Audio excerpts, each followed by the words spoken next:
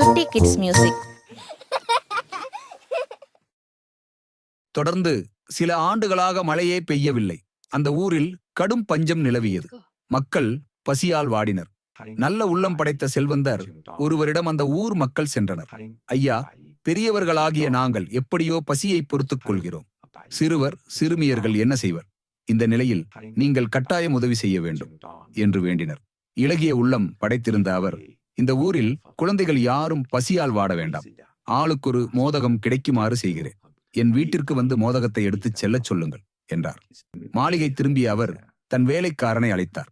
இந்த ஊரில் உள்ள குழந்தைகளின் எண்ணிக்கையை கணக்கெடுத்துக்கொள். ஆளுக்கொரு மோதகம் கிடைக்க வேண்டும். கூடவும் கூடாது, குறையவும் கூடாது. நாளையிலிருந்து மோதகங்களை கூடையில் சரியான எண்ணிக்கையில் வைத்துக்கொண்டு வீட்டிற்கு வெளியேறு என்றார்.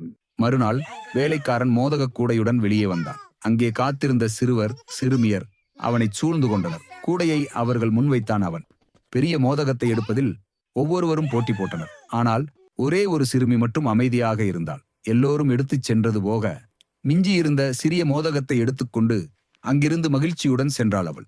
இப்படியே தொடர்ந்து 4 நாட்கள் நிகழ்ந்தது. எல்லாவற்றையும் கவனித்துக் கொண்டிருந்தார் செல்வந்தர்.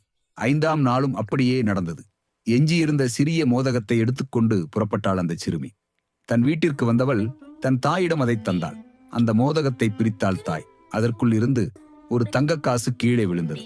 அந்த தங்கக்காசை எடுத்துக்கொண்டு செல்வந்தரின் வீட்டிற்கு வந்தாள் சிறுமி. ஐயா, இது உங்கள் தங்கக்காசு. மோதகத்துக்குள் இருந்தது, பெற்றுக்கொள்ளுங்கள் என்றாள் அவள்.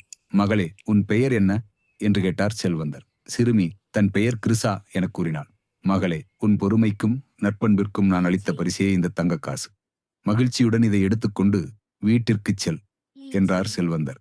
துள்ளி குதித்தபடி ஓடி வந்த அவள் நடந்ததை தன் தாயிடம் சொன்னாள். நீதி பொறுமையோடும் நேர்மையோடும் நடந்தால் நல்லவை நடக்கும்.